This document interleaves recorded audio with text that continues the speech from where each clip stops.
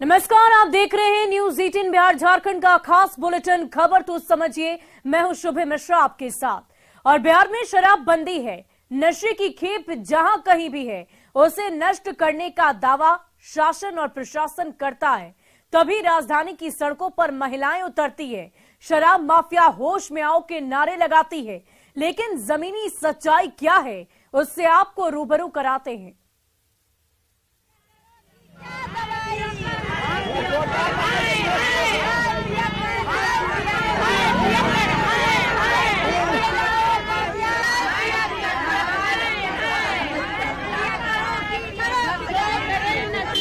हाथों में तख्तियां लिए शराबबंदी कानून के समर्थन में नारेबाजी कर रही महिलाओं ने राजधानी पटना के गांधी मैदान से लेकर वीर कुंवर सिंह पार्क तक मार्च निकाला। सिर पर पट्टी बांधकर हाथों में बैनर लेकर शराब माफिया होश में आओ के नारे लगाती ये महिलाएं सवाल पूछ रही हैं उस शासन और प्रशासन से जो शराबबंदी कानून की रखवाली के लिए जिम्मेदार है। बावजूद इसके बिहार के कई जिलों में शराब की खेप मिल रही है।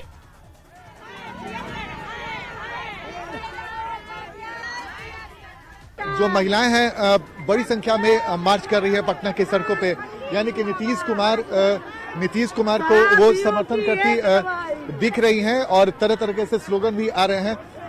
मैम, इस तरह के मार्च का क्या मतलब है? ये हम लोग जो बिहार ड्राई राज है उसके सपोर्ट में हम लोग हैं और हम लोग चाहते हैं कि जो भी महिला हैं पहले सबसे पहले अपने घर को ही से ये करेंगी तो सब कोई आगे बढ़ेगा, क्योंकि घर तो सबके लिए प्यारा है। चेतावनी मार्च इसका नाम क्यों दिया गया है? उन लोग के लिए चेतावनी है, उन पीने वालों के लिए चेतावनी है। तो महिलाएं हैं, उन्होंने एक तरह से चेतावनी दी कि भाई जब शराबबंदी का फैसला लागू हो गया है तो हम घर से लेके बाहर तक जब तक महिलाएं अलर्ट नहीं होगी तब तक ये ठीक से लागू नहीं होगा, और उन्होंने चेतावनी भी दिया है। पटना की महिलाएं शराब माफिया को चेतावनी दे रही थी तो गया में शराब की तस्करी की ये तस्वीरें भी सामने आई, जहां ऑटो के तहखाने में छिपा कर रखी गई करीब 150 शराब की बोतल जब्त की गई। शराब तस्कर ने पुलिस को चकमा देने के लिए ऑटो में किसी भी यात्री को नहीं बिठाया था। ऑटो के पायदान के नीचे तहखाना बनाकर शराब की तस्करी की जा रही थी। लेकिन गुप्त सूचना के आधार पर उत्पाद विभाग की टीम ने डोभी चेक पोस्ट पर ऑटो को रुकवाया तो एक के बाद एक कई दर्जन शराब की बोतलें जब्त की गयी। ये हाल तब है जब गया में शराब को लेकर पुलिस लगातार अभियान चला रही है। ड्रोन कैमरे से शराब के ठिकानों पर नजर रखी जा रही है। ऑपरेशन विमुक्ति के तहत जिले के आमस थाना इलाके से पहाड़ी इलाकों में ड्रोन कैमरे की मदद से 10 शराब की भट्टियों को ध्वस्त भी किया गया है। शराबबंदी कानून सफल बने, इसे लेकर बेगूसराय की बखरी थाने की पुलिस ने इटावा चौर इलाके में छापेमारी कर करीब 1000 लीटर अर्धनिर्मित देसी शराब की खेप को नष्ट किया है। शराब बनाने वाले उपकरण को आग के हवाले किया गया तो कई धंधेबाजों को भी हिरासत में लिया गया। अवैध शराब के विरुद्ध लगातार कार्रवाई हम लोग की चल रही है। इसी सिलसिले में बखरी थाना अंतर्गत जो चौड़ एरिया है वहां पे करीब 1000 लीटर अर्धनिर्मित शराब को नष्ट किया गया है। कई लोगों की इसमें गिरफ्तारी भी हुई है, FIR भी हुई है। ये हमारा जो अभियान है शराब के खिलाफ ये पिछले 1 महीने से लगातार चालू है। अब ये तस्वीर औरंगाबाद की है, जहां ओबरा थाने की पुलिस ने शराब निर्माण के खिलाफ विशेष अभियान चलाते हुए कुल 7 भट्टियों को ध्वस्त किया। महादेवा नदी के तटीय क्षेत्र में चलाए गए इस अभियान के तहत करीब 10,000 किलो जावा महुआ भी नष्ट किया गया। मतलब ये कि बिहार में शराबबंदी के बावजूद शराब की खेप मिल रही है, शराब की तस्करी हो रही है, लोगों तक नशे की खेप पहुंचाई भी जा रही है। ऐसे में यदि राजधानी की महिलाएं कड़ाके की ठंड में सड़क पर उतरकर शराब माफिया को चेतावनी दे रही हैं, तो इसकी गूंज पूरे प्रदेश तक फैलनी चाहिए ताकि नशे के खिलाफ जो अभियान सरकार चला रही है उसे और भी मजबूती मिल सके। न्यूज 18 के लिए पटना से आनंद अमृतराज के साथ ब्यूरो रिपोर्ट। और चलिए अब शराबबंदी में शराब मिलने की मायने को समझिए। दरअसल बिहार में शराबबंदी के बावजूद शराब मिलने का सिलसिला बदस्तूर जारी है। कई जिलों से शराब की बड़ी बड़ी खेप बड़ी मात्रा में जब्त की जा रही है और शराब माफिया पर पैनी नजर रखने के दावे हो रहे हैं। पुलिस और उत्पाद विभाग की टीम ताबड़तोड़ एक्शन में जुटी हुई है। सीमावर्ती इलाकों से शराब की तस्करी को नाकाम किया जा रहा है।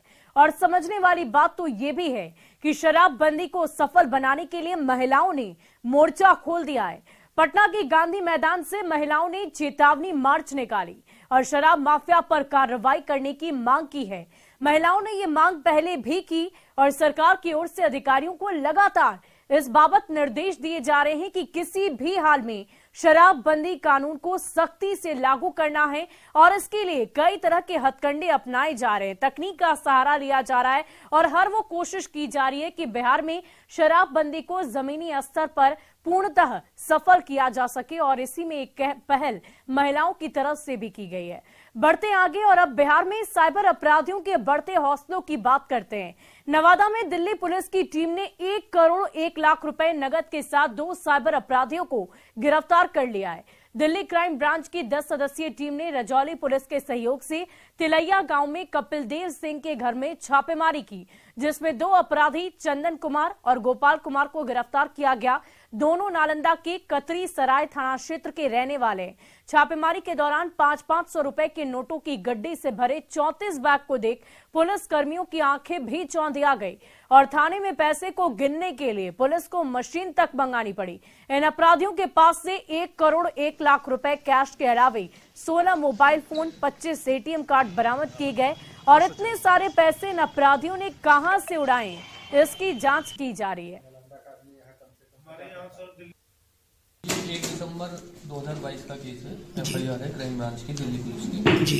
एफआईआर नंबर है 282/22 अंडर सेक्शन 420, 429, 468, 471, जिसमें हम यहाँ पे आए थे बिहार में टेक्निकल सर्विलेंस के बेस पे और यहाँ पे हमने रेड की थी।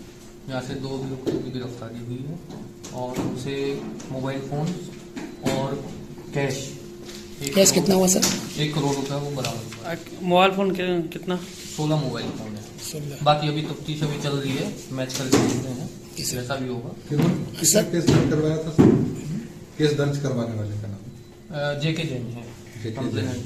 कितना का फ्रॉड हुआ था उनके साथ? उनके साथ में 58 लाख का फ्रॉड हुआ और 1 करोड़ 1 लाख बरामद है सर। तो और पैसा चुनता है और वही पूछताछ चल रही है। और बिहार में साइबर अपराध के जाल को समझिए। दरअसल बिहार में साइबर क्रिमिनल्स लोगों को चूना लगा रहे हैं, लाखों करोड़ों की ठगी खुलेआम कर रहे हैं। नवादा से 2 अपराधियों को दिल्ली पुलिस की टीम ने पकड़ा है और 1 करोड़ से ज्यादा नगद इनके पास से जब्त किए गए। तमाम जागरूकता के बावजूद लोग साइबर अपराधियों के झांसे में आ जाते हैं। समझने वाली बात यह है कि साइबर अपराध के शिकार सीमेंट के कारोबारी बने। दिल्ली क्राइम ब्रांच में पिछले महीने 58 लाख की ठगी का केस पहले ही दर्ज कराया गया था और अपराधियों ने एक सीमेंट कंपनी का मालिक बनकर ठगी की घटना को अंजाम दिया। सीमेंट की एजेंसी दिलाने के नाम पर लाखों करोड़ों रुपए की ठगी कर ली गई और जांच के लिए नवादा पहुंची दिल्ली क्राइम ब्रांच की टीम ने ठगों को धर दबोचा है। बार बार इस तरह की खबरें सामने आती हैं तो जरूरत है सजग रहने की, जागरूक रहने की, ताकि इस तरह के साइबर क्रिमिनल से आप बच सकें। बढ़ते आगे, समाधान यात्रा के चौथे दिन नीतीश कुमार ने सिवान के पचरुखी प्रखंड की सुपौली पंचायत में विकास योजनाओं का जायजा लिया और इसके बाद वो हरपुरवा पंचायत के सोनबरसा गांव पहुंचे। वहां पर उन्होंने विकास की कई योजनाओं को बड़े ही करीब से देखा। एक मदरसे में उन्होंने छात्रों से बातचीत की और यहां छात्रों से मिलकर सीएम नीतीश काफी खुश नजर आए।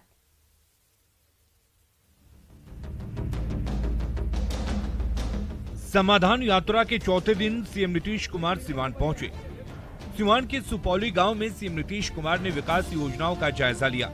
सुपौली में जीविका की तरफ से चलाए जा रहे भैंस पालन, श्रृंगार की दुकान, जनरल स्टोर का मुख्यमंत्री ने मुआयना किया और जीविका दीदियों से बातचीत की। ये तस्वीर आप जरा देखिए कि यहाँ जीविका दीदियाँ जो है वो यहाँ पे खड़ी हैं। स्वागत के लिए नीतीश कुमार यहाँ पे पहुँचे हैं, जीविका दीदियों से मिल रहे हैं और तमाम लोग जो हैं वहाँ जो खड़े हैं वो यहाँ पे खड़े होकर के उनकी बातों को सुन रहे हैं। मुख्यमंत्री ने सुपौली के महादलित टोले का भी दौरा किया। मुख्यमंत्री ने बिहार सरकार की तरफ से चल रहे योजनाओं के लाभार्थियों की सूची को गौर से देखा और उसके संबंध में जिलाधिकारी से पूरी जानकारी ली। को मालूम है ना कि इस बार की जो हमारी यात्रा है समाधान यात्रा, तो उसमें तो जानबूझ करके हम देखना ही चाहते हैं ना कि जितने चीजों के लिए शुरू किया है उसका प्रोग्रेस क्या है। और उसके बाद ये भी देखना है कि इसके अलावे और क्या करना है हर चीज में। सुपौली के बाद मुख्यमंत्री महाराजगंज प्रखंड के हजपुरवा पंचायत के सोनवर्षा गांव पहुंचे, जहां मदरसा इस्लामिया अरबिया नईमिया का जायजा लिया। सीएम ने बिहार राज्य मदरसा सुदृढ़ीकरण योजना के तहत चल रहे तालीमे नाबालिगान का भी जायजा लिया इस माध्यम से आता है बारिश के पानी और वहां की शिक्षा व्यवस्था और सुविधाओं के बारे में छात्र छात्राओं से जानकारी ली।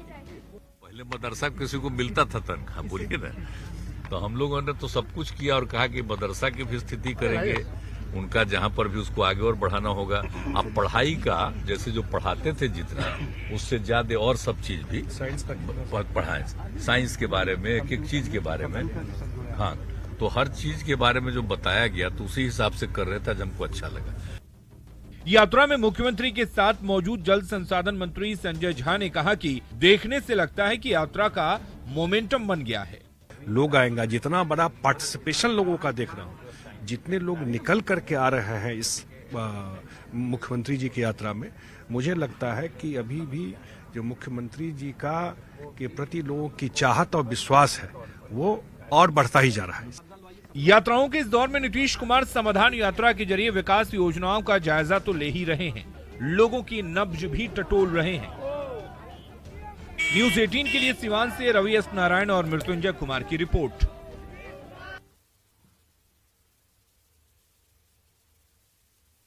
और समाधान यात्रा में समस्याओं के निपटारों को समझिए।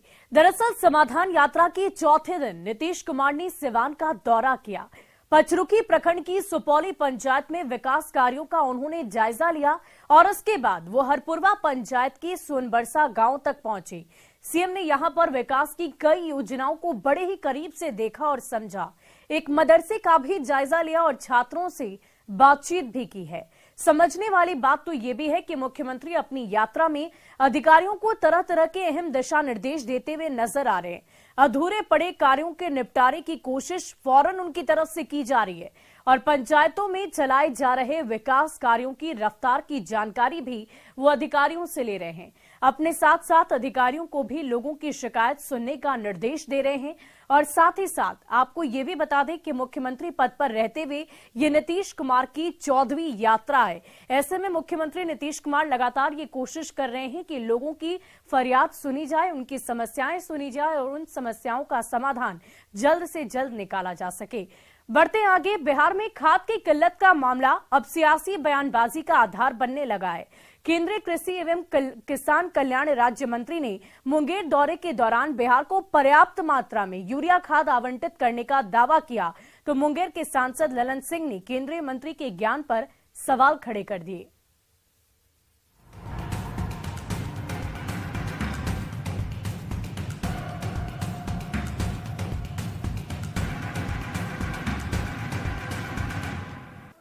बिहार में खाद की किल्लत से किसान परेशान हैं। खाद वितरण केंद्रों पर लंबी कतारें लग रही है। कई जगहों पर एक एक बोरी के लिए मारामारी चल रही है, लेकिन केंद्रीय कृषि एवं किसान कल्याण राज्य मंत्री कहते हैं कि बिहार सरकार को मांग से ज्यादा यूरिया आवंटित किया गया है। मुंगेर दौरे पर आए केंद्रीय कृषि एवं किसान कल्याण राज्य मंत्री कैलाश चौधरी का कहना है कि राज्य सरकार की ओर से 4000 मीट्रिक टन यूरिया की डिमांड की गई थी। डिमांड के एवज में 6800 टन यूरिया राज्य सरकार को उपलब्ध कराया गया। केंद्रीय मंत्री का दावा है कि केंद्र सरकार राज्य को पर्याप्त मात्रा में यूरिया उपलब्ध करा रही है। साथ ही ये आरोप भी लगाया कि यूरिया का कृत्रिम अभाव बताकर खाद की कालाबाजारी की जा रही है। जब बिहार सरकार ने मांग की थी कि हमारे को लगभग 4000 मैट्रिक टन की आवश्यकता होगी, भारत सरकार ने उसको 6800 मैट्रिक टन की व्यवस्था कर दी।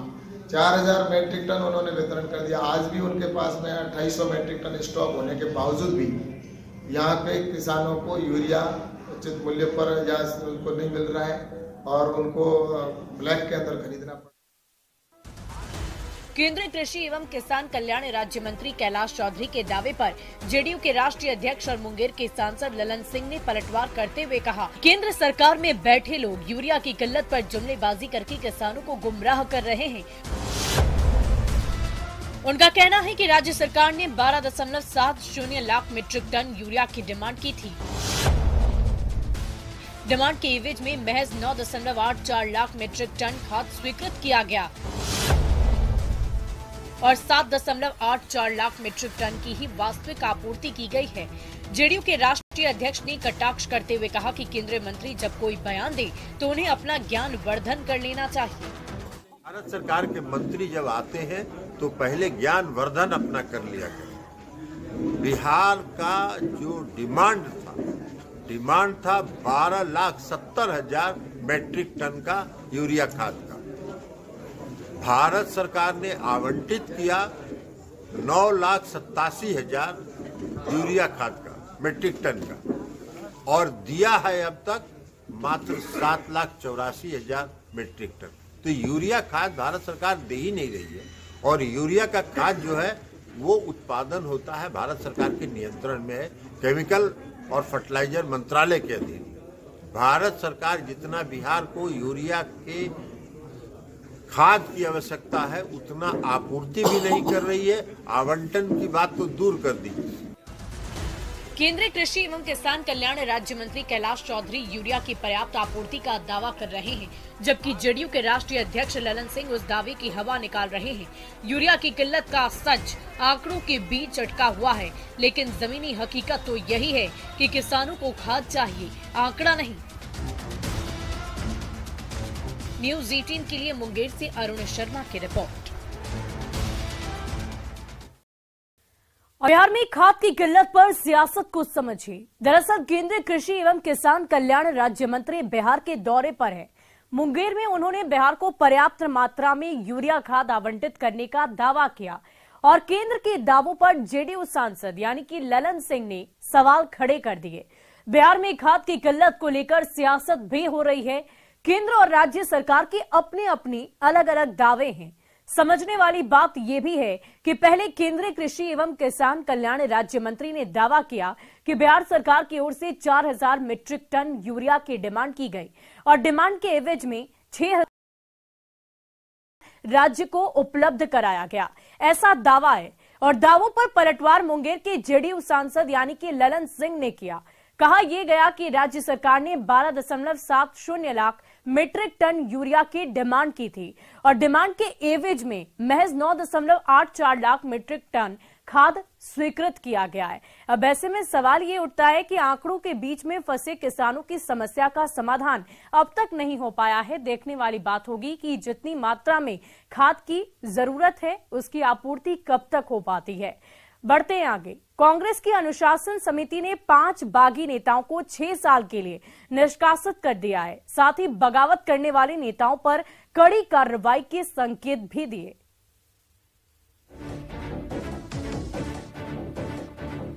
झारखंड प्रदेश कांग्रेस में मची उथल पुथल के बीच पार्टी के अनुशासन समिति ने कड़े तेवर दिखाते हुए आखिरकार 5 बागी नेताओं को 6 साल के लिए निष्कासित करने की अनुशंसा कर ही डाली। जिन पर निष्कासन की गाज गिरी है उनके नाम है आलोक दुबे, राजेश गुप्ता, किशोरनाथ शाहदेव, सुनील सिंह और साधु शरण गोप। हालांकि ये 5 नेता इस कार्रवाई के खिलाफ प्रदेश अध्यक्ष राजेश ठाकुर और पार्टी प्रभारी अविनाश पांडे के सामने अपील कर सकते हैं। झारखंड प्रदेश कांग्रेस के अध्यक्ष श्री राजेश ठाकुर जी से और हमारे प्रदेश प्रभारी आदरणीय अविनाश पांडे जी से हम लोग अनुशंसा किए हैं कि उन पे कार्रवाई किया जाए। उनको निकालने का भी हम लोगों ने अनुशंसा की है। झारखंड प्रदेश कांग्रेस अध्यक्ष राजेश ठाकुर के खिलाफ पिछले कुछ समय से पार्टी के अंदर जोर शोर से आवाज उठ रही थी। नए पार्टी जिलाध्यक्षों की सूची को लेकर भी हंगामा मचा था। बोर्ड और निगमों में भागीदारी को लेकर भी कांग्रेसियों के बीच खींचतान हो रही थी। जब पानी सिर से ऊपर बहने लगा तो कांग्रेस की अनुशासन समिति सामने आई। 7 बागी नेताओं को शोकॉज जारी किया गया। समय सीमा खत्म होते ही 5 विद्रोही नेताओं पर कार्रवाई की गाज गिर ही गई। प्रदेश अध्यक्ष और प्रभारी जी को हम लोग उनके विरुद्ध भी हम लोग कार्रवाई के लिए अनुशंसा आज हम लोग कर रहे हैं। अब उचित कार्रवाई के लिए हम लोग दिए हैं पद मुक्त करते हुए। झारखंड में लंबे समय के बाद सत्ता का स्वाद चख रही कांग्रेस के अंदर ही जब विरोध का बिगुल बजने लगा तो उस विरोध को दबाने के लिए आखिरकार पार्टी की अनुशासन समिति ने कार्रवाई का चाबुक चला ही दिया। अविनाश, न्यूज़ 18, रांची। और चलिए अब खबर तो समझिए, कांग्रेस के बागी नेताओं के निलंबन के मायने को समझिए। दरअसल कांग्रेस की अनुशासन समिति ने 5 बागी नेताओं को 6 साल के लिए निष्कासित कर दिया है। साथ ही बगावत करने वाले नेताओं पर कड़ी कार्रवाई के संकेत भी दे दिए। झारखंड प्रदेश कांग्रेस अध्यक्ष राजेश ठाकुर के खिलाफ पिछले कुछ समय से पार्टी के अंदर जोर शोर से आवाज उठ रही थी। नए पार्टी जिला अध्यक्षों की सूची को लेकर भी हंगामा मचा था और इसी बीच कई नेताओं का निलंबन कर दिया गया है। तो फिलहाल के लिए हमारे इस खास बुलेटिन में अभी के लिए बस इतना ही। नजर डालते हैं अब तक